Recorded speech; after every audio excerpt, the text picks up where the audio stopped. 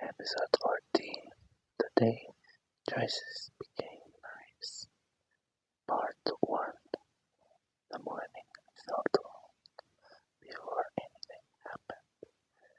Amina woke before the cold burned, before the birds, before the house even breathed awake. The air in her room felt heavy, like it knew what was coming. She sat on her bed and held the small phone in her hands. One message from Marco waited there. I dreamed you were free. She closed her eyes. I dreamed you were brave. She wrote back and I followed you. Downstairs, her mother was already awake. Amina could hear dishes being moved, water running, and quiet footsteps. Nothing in her house was loud anymore. Loud meant danger. Her father did not look at her at breakfast. Her mother watched her too closely. Then her aunt arrived. That meant today was not a normal day. They all sat together. Her father spoke first. We have found a solution. That word, solution, felt like a knife. There's a family, her aunt said, good people, respectable, and their son is serious. Amina said nothing. You will meet him, her father said this week. Her mother whispered, this will fix everything. Amina stood up. I am not broken, she said quietly. Her father stood too. You are bringing fire to this house, he said. We are trying to put it out. I am not fire, she cried. I am your daughter. But daughters were not supposed to burn the rules. She ran to her home and locked the door.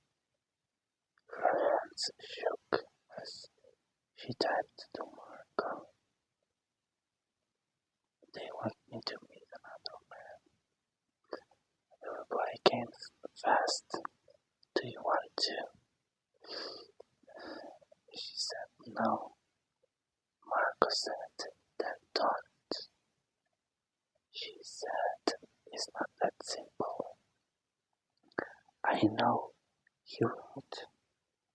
But simple or not, you are still here. She pressed her forehead against the wall. I'm tired of being strong, she whispered. Marco felt helpless in a city that no longer welcomed him. He walked past the same streets they once walked together. The park where they held hands. The cafe where he paid too much to feel like a man. Now all of it felt like stolen memories. He thought about going to her house. He imagined standing in front of her father and saying, I love your daughter. But love spoken in the wrong place can be a weapon turned against the one you love. So he stayed away, and distance became another kind of violence. That night, Amina Amina's mother came into her room. She sat on the bed. "You are hurting us," her mother said softly. Amina answered, "I am hurting too." Her mother touched her hand. "The pain ends when you obey." Amina looked at her dad and realized something terrible. Her mother truly believed that. Later in the dark, Amina wrote to Marco. "They think love is a disease." He answered, "Then let me be infected too." She smiled through tears, but smiles don't change cages. The next day, her father told her the man's name, told her the day that she would meet them, told her the clothes she would wear to meet them. Every word felt like somebody's writing over her life. He messaged Marco. "They are deciding everything." He wrote, "Then we have to decide something too." She stared at that message for a long time. What to decide? He typed slowly. "Whether love is worth losing everything else." Her heart started beating painfully. "What if I lose you anyway?" He answered, "Then at least we lost each other, honestly." That night, she dreamed of running, not away from her family, not toward Marco, just running until no one owned her. But morning came, and morning belonged to her family. They took her to a meeting. She sat across from a man who was polite and kind and completely wrong. He talked about work, about future, about stability. She nodded, but deep inside, she was screaming. Afterwards, her aunt said, "He likes you." Her father said, "This will save you." Amina said nothing. That night, she wrote only 3 words to Marco. "I can't breathe." He replied, "Then let me be your air." And that was the moment she knew the choice was coming, and it would cut something deep no matter which way she turned. Part 2. The second meeting came faster than the first. Amina did not ask for it. She did not agree to it. It was simply announced. Her mother laid out clothes on the bed like armor. "This is what you will wear," she said. Amina touched the fabric and felt nothing. Not hatred, not love, just tiredness. Marco waited all day for news. Every minute felt longer and louder than the one before. Finally, her message came. "They want me to see him again. He's just hurt. Do you want me to come get you?" He wrote. She closed her eyes. "If you come, they will hate me forever." She answered, "They might hurt you. Or me. I don't care about myself," he died. "I care about you."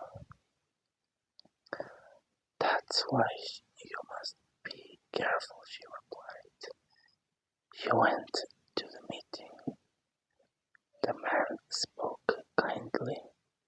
He talked about building a life, about children, about what a good wife should be. Every word felt like a door closing.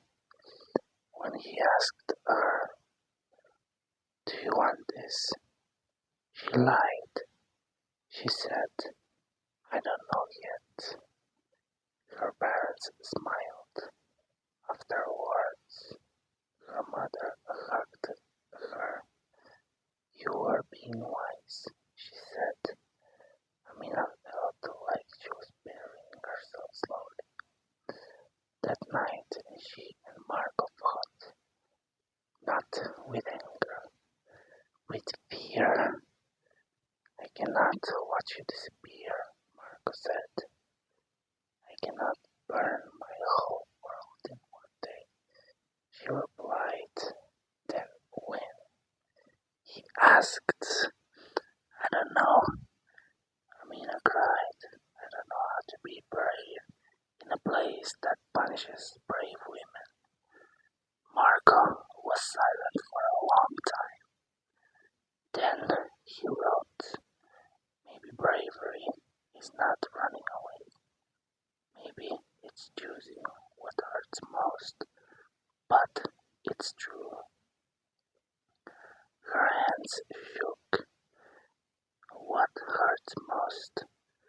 he answered, "living a lie." She didn't reply. She lay on her bed and stared at the ceiling until morning. The next day her father said, "They want to move forward." The word "forward" sounded like a threat. Amina went to her room and wrote to Marco, "They are pushing." He replied, "Then we have to move too." "Where?" Amina asked. "Somewhere they cannot choose for you." Her heart started racing. "You mean leave?" "I mean leave," he wrote. She thought of her mother's hands, her father's silence, her childhood home, her grandmother's cup. She thought of Marco's eyes when he first saw her.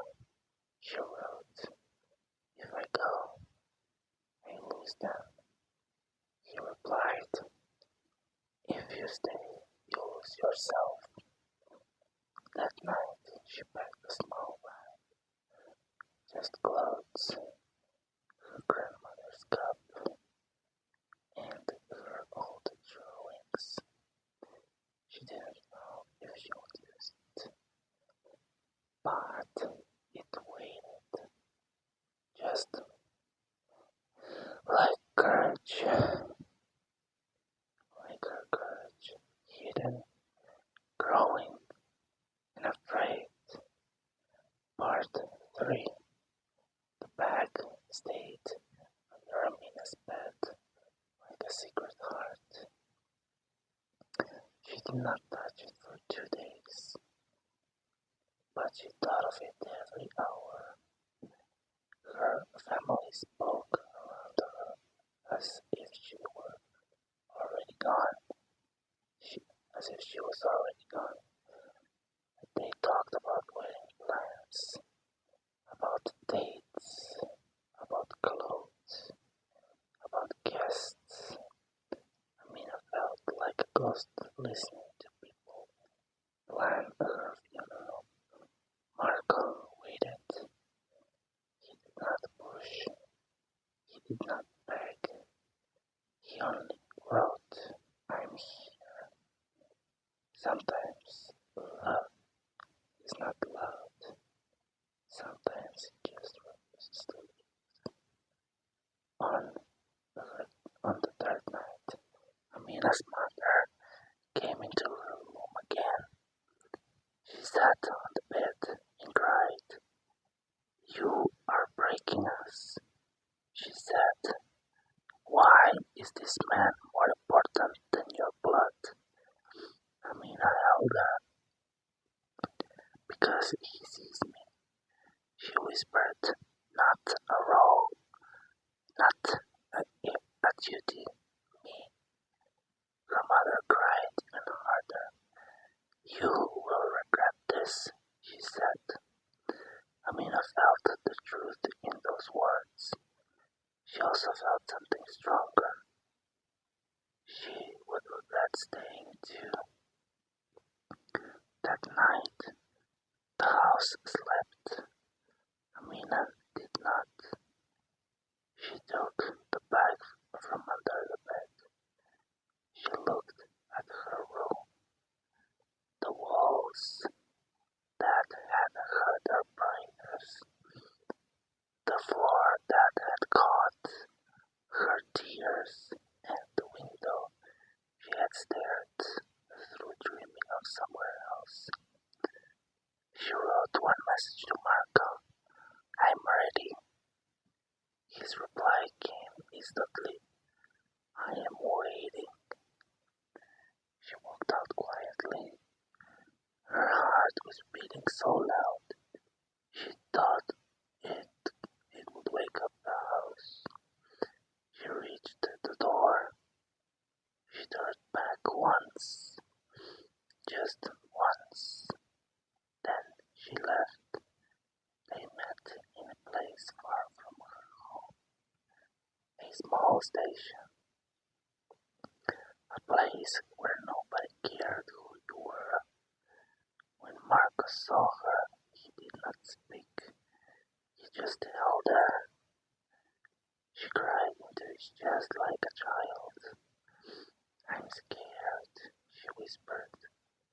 "So am I," he said, "but we're scared together now."